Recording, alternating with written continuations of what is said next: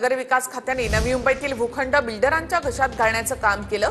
गणेश नाईकांचा पुन्हा एकदा उपमुख्यमंत्री एकनाथ शिंदेंवर निशाणा। गप्प राहण्यासाठी मंत्रिपद स्वीकारलेलं नाही असं गणेश नाईक म्हणाले। नवी मुंबईकरांचे भूखंड परत करा।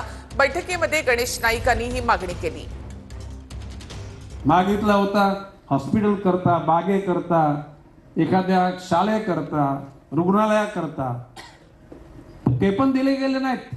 ते भूखंड बिल्डर लोकांच्या घशात यांच्या दलालाने घातले।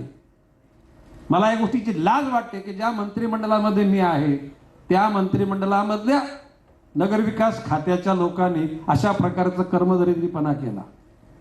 आणि म्हणून सुनील पवार साहेब, आता तुम्ही आज लिहून घ्या प्रशासकाच्या अधिकृत माननीय महापौर तशापर्यंत निर्देशच देतील की ह्या सगळ्या सिडकोकडून मी माननीय मुख्यमंत्र्यांना सांगणार आहे, माझा जर राग जर शांत व्हायची तुमची इच्छा असेल तर त्या ठिकाणी सिडकोकडून MIDC कडून नवी मुंबई महापालिकेला विकासाकरता जनतेच्या हिताकरता जे भूखंड देऊ घातल्यात ते लगेच देण्याची व्यवस्था करा, म्हणजे माझा राग असते असती कमी होईल।